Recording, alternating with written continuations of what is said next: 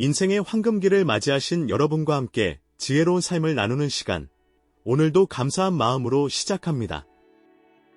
오늘 우리는 예수님의 비유 중 하나인 부자와 나사로 이야기를 통해 노후 준비, 더 나아가 인생의 마지막을 어떻게 바라보고 준비할 것인지 나누려 합니다.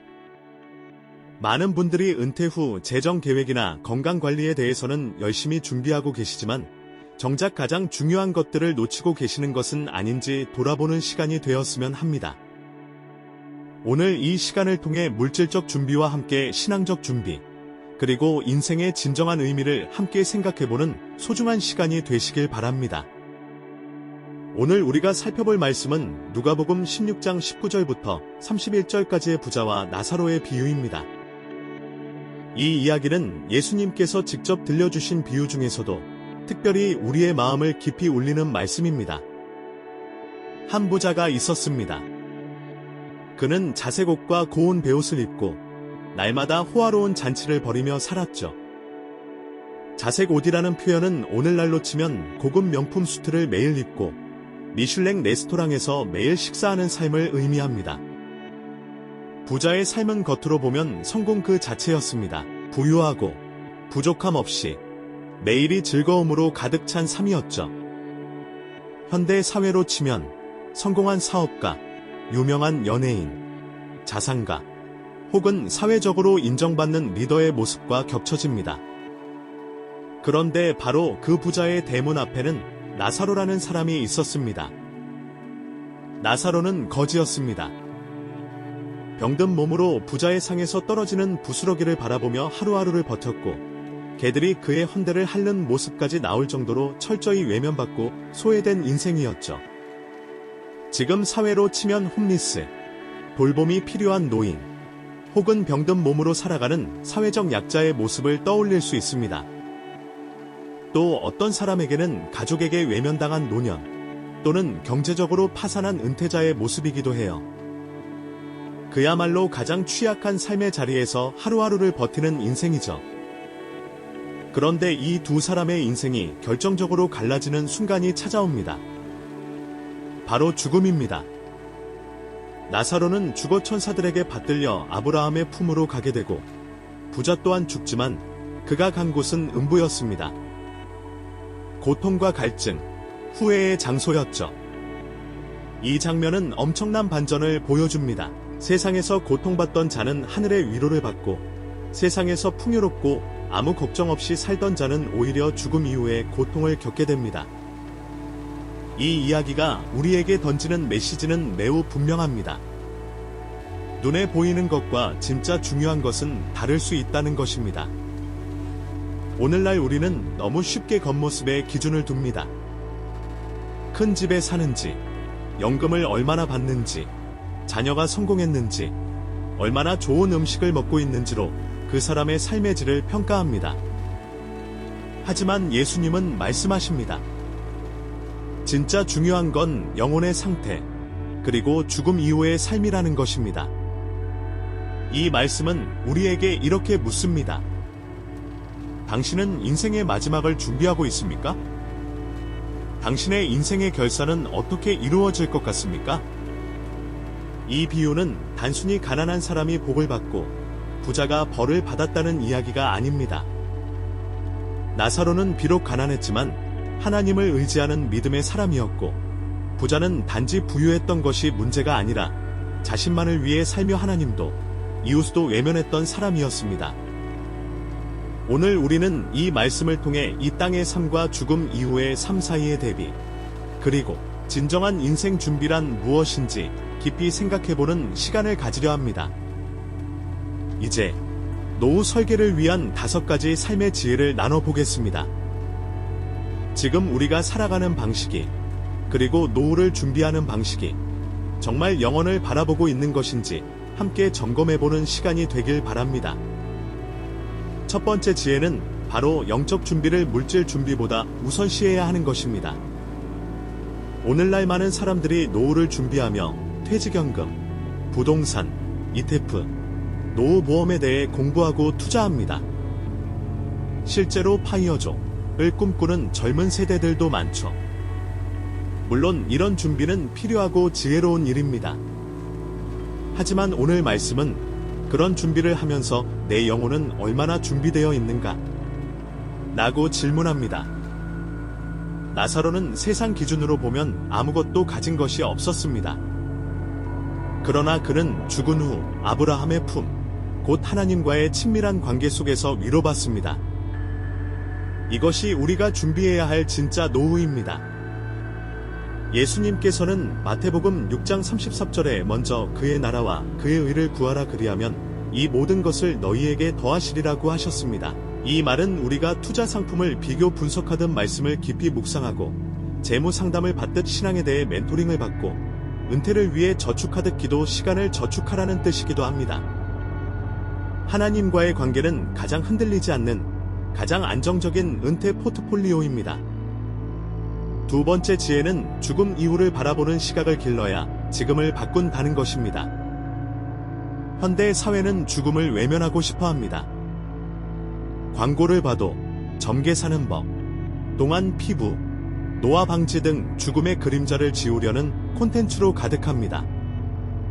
젊음과 성공을 강조하는 문화는 노화나 죽음을 마치 실패처럼 여깁니다. 하지만 성경은 전도서 7장 2절에 이렇게 말합니다. 초상집에 가는 것이 잔치집에 가는 것보다 나으니 모든 사람의 결국이 이와 같이 됨이라 산자는 이것을 그의 마음에 둘지어다. 왜일까요? 죽음을 묵상하는 사람은 인생의 우선순위를 다시 세우게 되기 때문입니다. 내 시간을 어디에 써야 할지, 누구와 함께 살아야 할지, 무엇을 남길지를 분명하게 하죠. 예를 들어 어떤 사람이 갑자기 큰 병에 걸렸다는 소식을 들으면 그 사람은 직장에서의 성과나 SNS 팔로워 수보다 가족과의 시간, 삶의 의미, 내 주변 사람들과의 관계를 더 중요하게 여기게 됩니다. 죽음을 바라보는 시각은 우리에게 이렇게 말합니다. 소유보다 나눔을, 과시보다 사랑을, 소비보다 남김을 선택하라라고 말이죠. 결국 죽음을 묵상하는 삶은 더 잘 살기 위한 선택입니다. 죽음을 기억하는 삶은 오늘을 더 진지하게 살게 합니다. 세 번째 지혜는 작은 자를 돌아보는 삶이 축복이라는 것입니다. 부자는 평생 문 앞에 있던 나사로를 외면했습니다. 그 존재를 몰랐던 것이 아니라 의도적으로 무시했던 것일지도 모릅니다. 오늘 우리 곁에도 대문 앞에 나사로들이 존재합니다. 같은 아파트 라인에 사는 독거노인, 아이들 돌보느라 지쳐있는 이웃 엄마, 혹은 조용히 마음이 무너져가는 사람들. 노후에는 시간이 많아지기 때문에 자기 중심으로 삶이 흐르기 쉽습니다. 하지만 마태복음 25장 40절에 예수님은 이렇게 말씀하셨습니다. 내가 진실로 너희에게 이르노니 너희가 여기 내 형제 중에 지극히 작은 자 하나에게 한 것이 곧 내게 한 것이니라. 우리가 누군가에게 손을 내미는 그 순간 하나님께서도 우리를 바라보십니다. 사랑은 조건이 아니라 선택입니다. 은퇴 후의 시간은 나를 위한 만족이 아니라 누군가에게 손 내밀 수 있는 축복의 기회가 될 수 있습니다.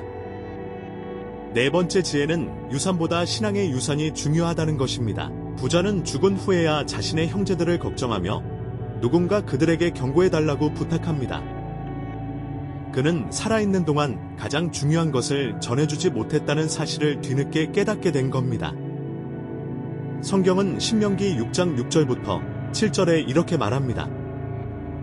오늘 내가 네게 명하는 이 말씀을 너는 마음에 새기고 내 자녀에게 부지런히 가르치며 집에 앉았을 때에든지 길을 갈 때에든지 누워있을 때에든지 일어날 때에든지 이 말씀을 강론할 것이며 많은 부모들은 자녀에게 집 한 채라도 더 물려주기 위해 땀 흘리며 살아갑니다. 하지만 부자의 부탁이 거절당한 것을 보면 그가 생전에 가족에게 전한 것은 아무것도 없었다는 증거입니다. 많은 부모가 재산은 물려주려 하지만 믿음은 물려주는데 소홀할 수 있습니다. 하지만 재산은 세월이 지나면 사라지는 것을 기억해야 합니다. 오히려 신앙이야말로 세대를 넘어 계속 이어질 수 있는 가장 위대한 유산입니다. 자녀와 함께 드리는 기도, 가정 예배, 삶 속에서의 하나님 경험 나눔은 보이지 않는 신앙의 뿌리를 깊게 내리게 합니다.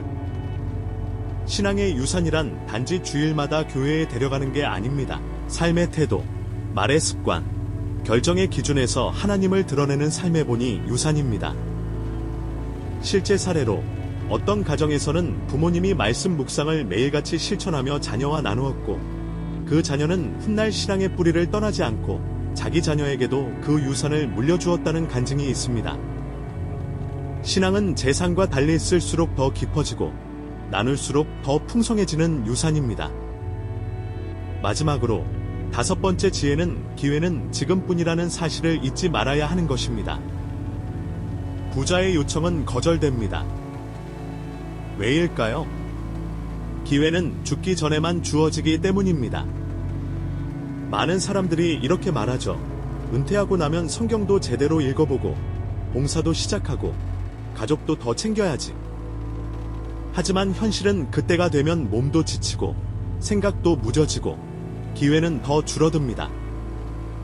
히브리서 9장 27절의 성경은 말합니다. 한 번 죽는 것은 사람에게 정하신 것이요 그 후에는 심판이 있으리니. 이 말씀은 바로 내일이 아니라 지금이 기회라는 뜻입니다. 하나님은 오늘을 살게 하신 이유가 있습니다. 지금 화해해야 할 관계가 있다면 오늘 전화하세요. 용서를 구해야 할 일이 있다면 오늘 메시지를 보내세요. 사랑을 표현하지 못했던 가족에게 오늘 따뜻한 말 한마디 전하세요. 오늘 선택하고, 오늘 결단하고, 오늘 사랑하고, 오늘 섬기십시오. 그것이 영원한 상급으로 이어질 것입니다. 이제 오늘 나눈 5가지 지혜를 우리의 실제 인생 준비에 어떻게 적용할 수 있는지 생각해 보겠습니다. 재정 설계를 할 때도 단순히 내 필요만 생각하지 말고 성경에서 말씀하시는 것처럼 어떻게 하면 다른 사람들에게도 도움이 될 수 있을지 고려해 보시면 어떨까요? 연금이나 의료비, 간병비를 준비하는 것도 중요하지만 그 돈으로 어떻게 선한 영향력을 끼칠 수 있을지도 생각해 보시면 좋겠습니다. 관계 회복도 중요합니다. 자녀들과의 관계, 배우자와의 관계, 오랜 친구들과의 관계를 다시 점검해 보시면 어떨까요? 상처받은 관계가 있으시다면 용서하고 화해하시면 좋겠습니다. 성경은 이것이 가장 큰 인생 준비라고 말씀하고 있습니다. 건강 관리도 몸의 건강만이 아니라 정신적, 영적 건강도 함께 생각해 보시면 어떨까요? 규칙적인 운동과 함께 규칙적인 기도와 말씀 읽기, 찬양하는 시간을 가져보시면 좋겠습니다. 사회 기여도 생각해 보시면 어떨까요? 봉사활동이나 후배들을 위한 멘토링, 어려운 이웃을 위한 후원 등을 통해 사회에 선한 영향력을 끼치는 것도 성경적인 준비라고 할 수 있습니다. 마지막으로 삶의 의미를 다시 정립해 보시면 어떨까요? 나의 인생은 무엇을 향해 왔는가? 앞으로 남은 시간을 어떻게 의미 있게 보낼 것인가? 이런 질문들을 자주 던져보시면 좋겠습니다. 성경은 오늘의 내가 내일의 나를 만든다고 말씀하고 있습니다. 죽음 이후를 생각하며 준비하는 것이 바로 성경이 말하는 참다운 인생 준비라고 할 수 있습니다.